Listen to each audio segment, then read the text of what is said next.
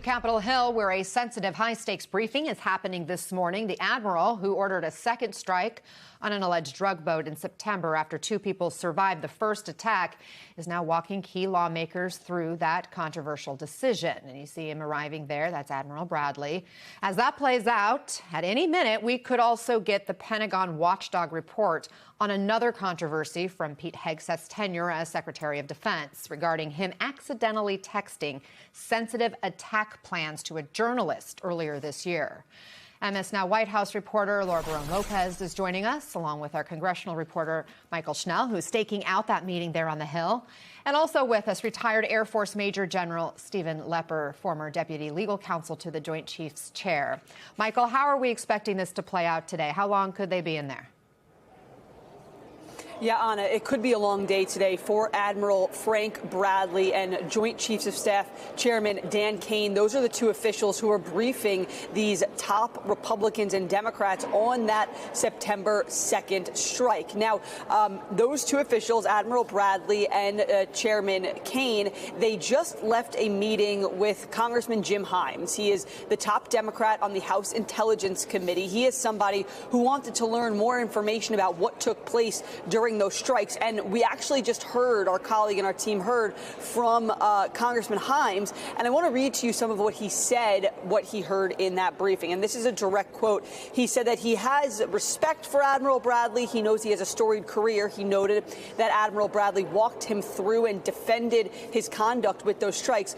But Himes added, quote, "What I saw in that room was one of the most troubling things I've seen in my time in public service." Congressman Himes continued saying, quote, "You have two individuals in clear distress without any means of locomotion with a destroyed vessel who were killed by the United States." Again, that is from Congressman Jim Himes. He is the top Democrat on the House Intelligence Committee. He just met within the last few minutes with Admiral Bradley and Chairman Kane. So a very direct interpretation of what he heard in that room right now. As we speak, Chairman Kane and Admiral Bradley are right now meeting with some other top officials up here on Capitol Hill, including Senator Roger Wicker. He's the top Republican on the Senate Armed Services Committee. He is the chairman of that panel. And later this afternoon, he's going to also be meeting with other intelligence officials, including Senator Mark Warner, who is the top Democrat on the Senate Intelligence Committee. So again, a lot of meetings today to walk through these lawmakers, what exactly happened during that September strike, because as we've been talking about for days now, there are some real fierce concerns about that conduct. Laura, it's one thing to hear the details coming from these military leaders. It's another to see exactly what happened. And just ahead of these meetings, President Trump did say he would be willing to release the full video of the attack. When could that happen? What else is the White House saying? Well, we don't really have answers yet, Anna, on when that could happen. But you're right. The president yesterday was asked, why not release this full video? And here's what he had to say about that. You released video of that first boat strike on September 2nd, but not the second video. Will you release video of that strike so that the American people can see for themselves what happened? I don't know what they have, but whatever they have, we'd certainly release. No problem. So the president there saying, no problem, he's okay with releasing this. I asked the White House this morning if this full video that shows the second strike and any audio that they have was going to be released and what kind of time frame there would be for that, and they didn't answer on that. But this is definitely something that lawmakers really want. Not just Democrats, but also Republicans have expressed a request of the administration to release as much information as they have, at least to them, about this strike and the double tap, Anna. General, the Wall Street Journal reports that Admiral Bradley is planning to tell lawmakers today the two survivors of that initial strike were seen still aboard the damaged vessel alongside packages of illegal narcotics, and that Bradley and his legal advisor concluded the two survivors were attempting to continue their drug run, making them and the already damaged vessel legitimate targets for another attack. That's according to two defense officials. And the New York Times is also reporting this morning one of those survivors reportedly radioed for help. General, do these new details change the legal calculus? Was a second strike justified? Well, facts matter, and that's why we're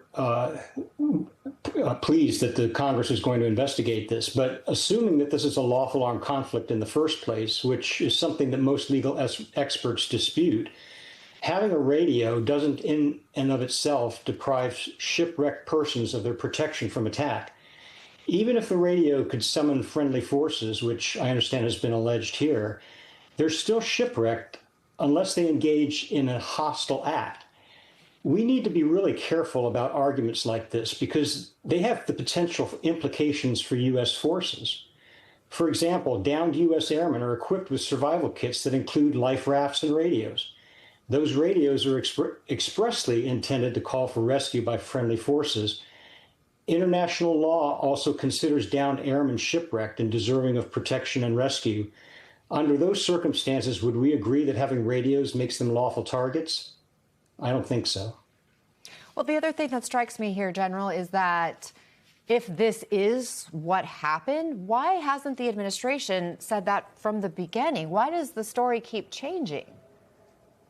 Well, that's a good question. And that's why I and my colleagues, since the Washington Post first broke the story, have called for Congress to investigate this case. The facts are coming out slowly, and we all need to recognize that facts matter, and there's a lot of discretion that the commander on the scene of an operation like this has. Once we understand all the facts, we'll have a better understanding of how the commander in this particular case, Admiral Bradley, used those facts to exercise his own judgment. Michael had told us about what we heard from Congressman Himes, and now we have that sound. I want to play it for our viewers to hear. Yes, they were carrying drugs. They were not in the position to continue their mission in any way. People will someday see this video and they will see that that video shows, if you don't have the broader context, an attack on shipwrecked sailors. That's the last thing I'm going to say. The last thing I'm going to say is that the Admiral confirmed that there had not been a kill them all order, and that there was not an order to grant no quarter. General, what stands out there?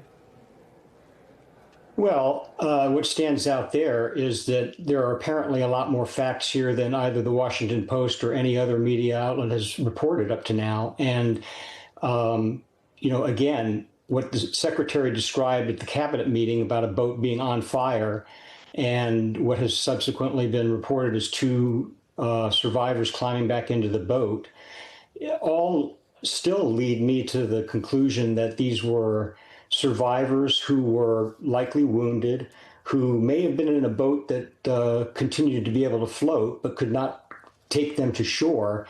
Under all these circumstances, when you add all these facts up, the conclusion under the law is that they were shipwrecked. And unless there was some kind of hostile act or the capability of engaging in a hostile act that would render the protections that the law accords them moot, then our obligation when we hit them with the first strike was to rescue them, not continue to target them.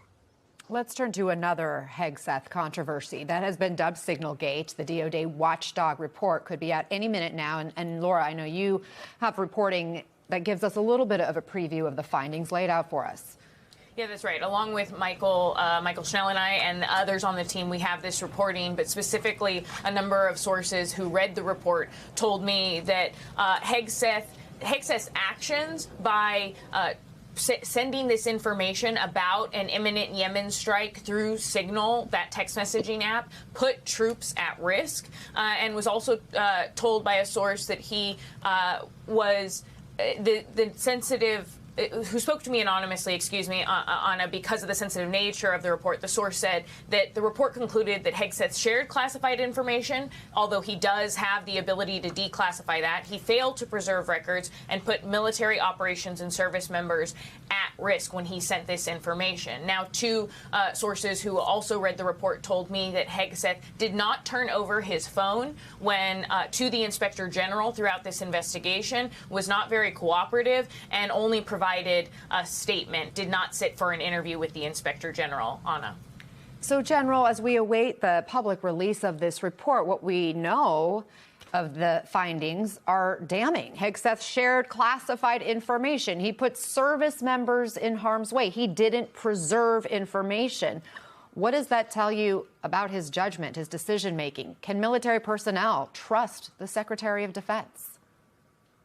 Well, this all comes down to the question whether what he put on that signal chat put lives at risk. Jets were in the air, they were on their way to the target, and a signal chat appears indicating that they are in the air on their way to the target. Under normal circumstances, information like that would place the pilots of those jets at risk. It would place the mission at risk. And so when you combine that situation with the one that we've been talking about over the last several days with regard to the boat strikes, it indicates that we are on a road that didn't start with the boat strikes, didn't start with the signal chat, but started at a point where back in February, the Secretary made it very, very clear that the law and lawyers have no place at or near military operations. And that road has taken us now to these milestones that indicate that the guardrails that used to exist around military operations, the guardrails of the law and the guardrails of honorable conduct of military operations, have been damaged or destroyed. General Stephen Lepper, thank you for your insight and analysis. So helpful. Laura Barone-Lopez, Michael Schnell, ladies, I always appreciate your reporting. Thanks. America the Isolated. There was a time when America could make one phone call and half the world would listen. That era feels distant now. Under Trump, the United States isn't leading the orchestra anymore. It's playing solo, louder and more off-key than ever. What he calls strength, the world reads as desperation. India is frustrated by his tariffs. Europe is exhausted by his unpredictability.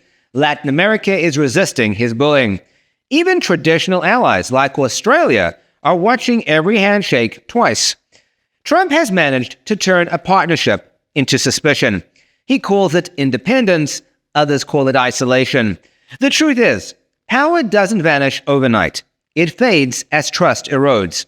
For decades, America's greatest weapon wasn't its army, but its reliability. Allies could depend on Washington's word, and markets could depend on its stability. Now, every tweet and threat shakes that faith. Trump treats diplomacy like a boxing match. There has to be a winner and a loser. But in geopolitics, that thinking breaks everything. Nations stop cooperating out of fear and start planning for life after you. That's exactly what's happening. India is drawing closer to Russia and Iran despite the pressure. Europe is investing in defense systems that don't depend on the U.S. umbrella. African and Asian nations are exploring new financial alliances with China and the BRICS bloc. The more Trump shouts, America first, the more the world quietly answers, then go ahead alone. Even his wins come wrapped in unease. Isolation isn't just a diplomatic problem, it's a psychological one. Once a nation starts believing it's surrounded by enemies, it starts acting like one.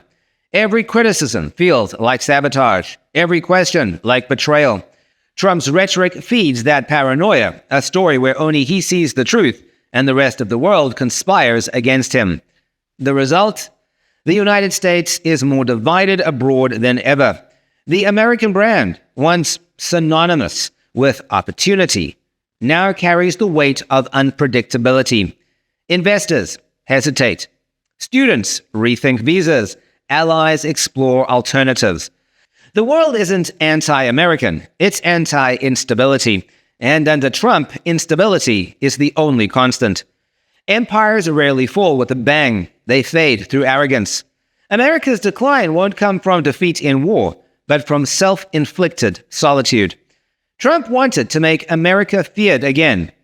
He succeeded, but fear is a poor substitute for respect, and isolation is a terrible definition of greatness.